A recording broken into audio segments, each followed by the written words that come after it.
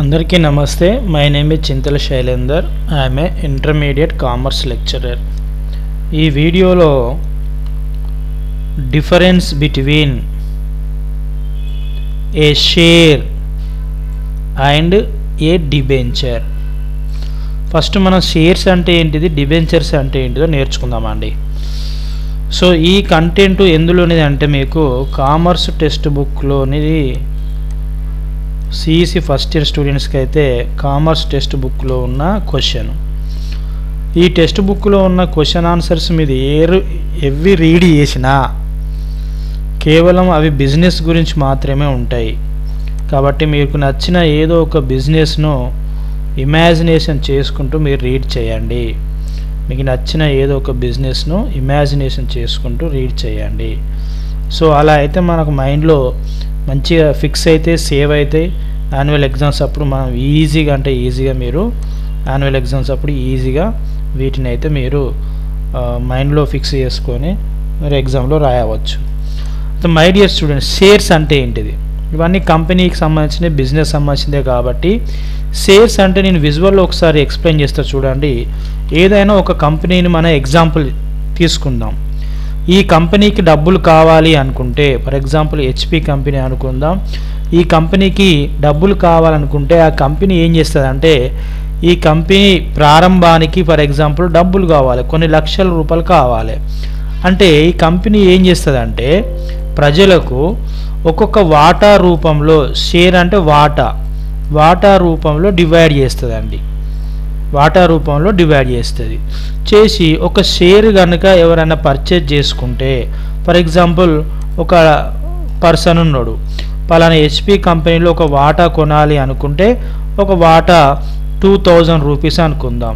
So 2000 rupees పెట్టి ఈ person HP కంపెనీలో పెట్టుబడి పెడతాడు, ఒక షేర్ కొన్నాడు. సో 2000 రూపీస్ వచ్చినాయి కదా హెచ్పి కంపెనీకి. సో ఇంకొక షేర్ ఈ పర్సన్ ఉన్నాడు, ఇంకో షేర్ కొన్నాడు. షేర్ అంటే ఒక వాటా. సో షేర్ కొనడం వల్ల ఇంకో 2000 రూపీస్ కూడా కంపెనీకి వచ్చినాయి కదా, 4000 వచ్చినాయి. ఇంకొక పర్సను ఇంకో 2000 పెట్టి ఫర్ ఎగ్జాంపుల్ ఇంకో 2000 పెట్టి ఇంకో షేర్ కొన్నాడు, అంటే 6000 రూపీస్ వచ్చినాయి. ఇట్లా ఈ కంపెనీకి డబ్బులు అంటే ఇండియాలో కానీ భారతదేశంలో ఉన్న కంపెనీలకు డబ్బులు సమకూర్చుకోవడానికి, అంటే వ్యాపార ప్రారంభానికి వాళ్ళకి క్యాపిటల్ కావడానికి కంపెనీలను షేర్స్ రూపంలో డివైడ్ చేస్తుంది, వాటా రూపంలో డివైడ్ చేస్తుంది, షేర్స్ రూపంలో డివైడ్ చేస్తుంది. ఈ షేర్స్ ప్రజలు కొనుక్కోవడం వల్ల కంపెనీకి అనేది ఈ డబ్బులన్నీ వస్తాయి. వాటినే షేర్స్ అంటాం. మరి డిబెంచర్స్ అంటే ఏంటిది? సో మనకు డిబెంచర్స్ అంటే ఏంటిది ఇక్కడ చూడండి, విజువల్లో డిబెంచర్ అంటే ఇక్కడ చూడండి. డిబెంచర్ అంటే ఒక కాగితం అండి, ఒక బాండ్. డిబెంచర్ అంటే ఒక బాండ్. అంటే ఇక్కడ చూడండి, ఒక కంపెనీకి డబ్బులు అవసరం ఉంటే మరి ఆ డబ్బులతోనే కదా కంపెనీ ఈ యొక్క ప్రోడక్ట్స్ను మ్యానుఫ్యాక్చరింగ్ చేస్తుంది. ఈ యొక్క ప్రోడక్ట్స్ను మ్యానుఫ్యాక్చరింగ్ చేసి ఈ ప్రోడక్ట్స్ను ప్రజలకు అమ్మి తద్వారా డబ్బులు సంపాదిస్తుంది. బిజినెస్ యొక్క ఉద్దేశమే ప్రాఫిట్ గెయిన్, డబ్బులు సంపాదించుకోవడానికే బిజినెస్ చేస్తుంది. అంటే ఇక్కడ షేర్స్ ద్వారా డబ్బులు వస్తున్నాయి వ్యాపార కంపెనీకి. ఈ డబ్బులతో ఏం చేస్తుంది కంపెనీ, ఈ గూడ్స్ను తయారు చేసి ప్రజలకు అమ్ముతుంది, తద్వారా డబ్బులు వస్తాయి. ఇంకా కంపెనీకి ఎక్కువ డబ్బులు కావాలి అంటే కొన్ని బాండ్స్ రూపంలో కూడా ఈ బాండ్స్ కూడా ప్రజలకు అమ్ముతుంది. ఫర్ ఎగ్జాంపుల్ ఇక్కడ చెక్కు చూపెడుతున్నా, ఇంతకుముందేమో షేర్స్ అమ్మింది కదా. ఫర్ ఎగ్జాంపుల్ ఈ బాండ్ అనేది బాండ్ రూపంలో ఉంటుంది, డిబెంచర్ అంటారు. ఈ డిబెంచర్లు కూడా ప్రజలు ఏం చేయవచ్చు, కొనుక్కోవచ్చు. ఫర్ ఎగ్జాంపుల్ ఇక్కడ ఈ పర్సన్ ఉన్నాడండి, ఈ పర్సను ఈ డిబెంచర్ కొనుక్కున్నాడు, ఒక 10,000 అనుకుందాం. అంటే కంపెనీ ఏం చేసింది, ఈ డిబెంచర్లు అమ్ముతున్నది, ఒక బాండ్ అమ్ముతున్నది, అమ్మడం ద్వారా ఒక 10,000 వచ్చినాయి. ఇది డిబెంచర్. మళ్ళీ ఇంకొక డిబెంచర్ అనుకుందాం, ఇంకొక డిబెంచరు ఇంకో అతనికి అమ్మింది, డబ్బులు వచ్చినాయి 10,000, 20,000 వచ్చినాయి. ఇంకో డిబెంచర్ అమ్మింది, 30,000 వచ్చినాయి. అంటే ఈ డిబెంచర్లు అన్నీ ఏంటిదంటే వ్యాపార సంస్థకు అప్పులు. డిబెంచర్లు అని వ్యాపార సంస్థకు అప్పు. అంటే ఈ డిబెంచర్లు ఎందుకు ప్రజల దగ్గర నుంచి డబ్బులు అప్పు రూపంలో తీసుకోవడానికి ఈ డిబెంచర్లు ప్రజలకు అమ్ముతున్నది,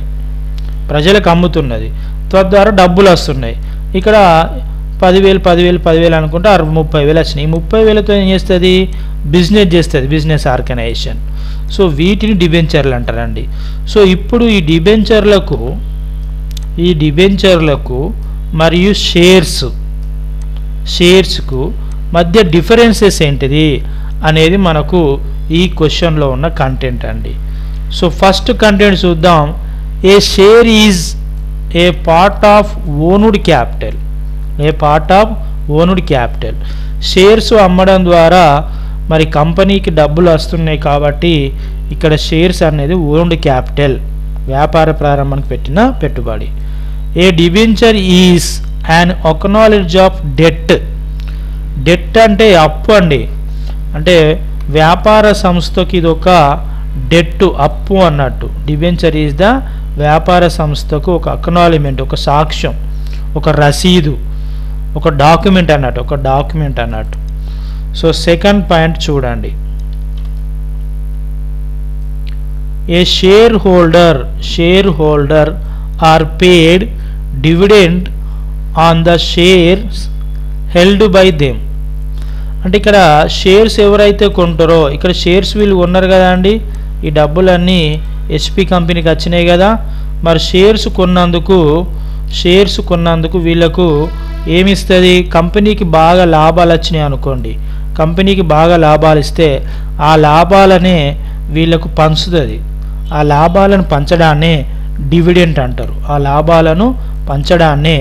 డివిడెంట్ అంటారు. సో షేర్ హోల్డర్స్కి ఏం చేస్తుంది అంటే డివిడెండ్ అనేది పే చేస్తుంది. మరి డిబెంచర్ హోల్డర్స్కి ఏం చేస్తుంది అంటే పేడ్ ఇంట్రెస్ట్ ఆన్ డిబెంచర్స్. 6% లేదా ఎంతో శాతం ఉంటుందండి. సో వాళ్ళకు డిబెంచర్లు అంటే అప్పు కాయదాలే కదా, సో వాటిపైన ఇంట్రెస్ట్ పే చేస్తుంది, కంపెనీస్ ఇంట్రెస్ట్ పే చేస్తుంది. సో మూడో పాయింట్ చూసినట్లయితే the rate of dividend depends upon the amount divisible profits and the policy of the board of directors. So ఇక్కడ బోర్డ్ ఆఫ్ డైరెక్టర్స్ నిర్ణయించిన డివిడెండ్ ఎంత పర్సెంటే అనేది బోర్డ్ ఆఫ్ డైరెక్టర్స్ వాళ్ళు వచ్చిన లాభం ఎంతైతే ఉన్నదో లాభాన్ని పైన నిర్ణయించి డివిడెండ్ అనేది చెల్లిస్తారు.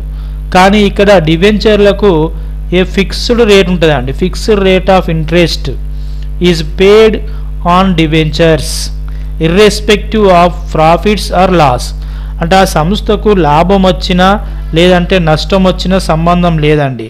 లాభం వచ్చినా నష్టం వచ్చినా సంబంధం లేదు. ఒక రేట్ ఆఫ్ ఫిక్స్డ్ రేట్ అనేది ఉంటుంది. ఫిక్స్డ్ రేట్ అనేది ఆ ఇంట్రెస్ట్ అనేది పే చేస్తారు. ఫోర్త్ పాయింట్,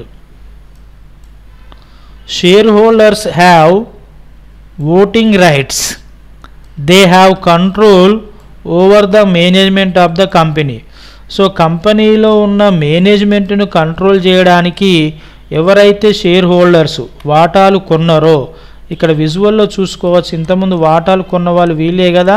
సో వీళ్ళను షేర్ హోల్డర్స్ అంటారు. ఈ షేర్ హోల్డర్స్ కంపెనీ యొక్క మేనేజ్మెంట్ ఎవరైతే ఉంటారో ఆ మేనేజ్మెంట్ చక్కగా పనిచేయకపోతే వాళ్ళు ఓటు వేసి వాళ్ళ జాబును ఊడగొట్టే హక్కు ఉంటుంది. కాబట్టి నో ప్రాబ్లం అండి. మరి debenture holders are only creditors of company. ఈ డిబెంచర్ హోల్డర్స్ వాళ్ళు కేవలం అప్పులు మాత్రమే, కేవలం వాళ్ళు క్రెడిటార్స్ మాత్రమే, రుణదాతలు మాత్రమే. వాళ్ళ దగ్గర నుంచి వెళ్ళి కంపెనీస్ అప్పు తీసుకున్నట్టుగానే వాళ్ళకు అప్పు చెల్లిస్తుంది, అప్పు పైన వడ్డీ కూడా చెల్లిస్తుంది అండి.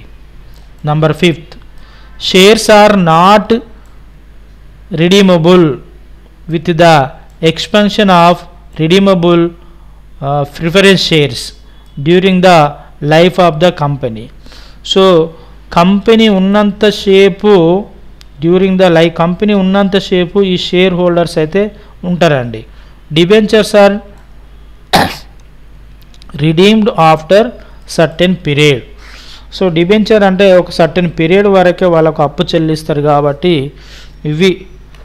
సో షేర్స్కి అండ్ డిబెంచర్స్కి అయితే డిఫరెన్సెస్ అండి. థ్యాంక్ యూ, ధన్యవాదాలు.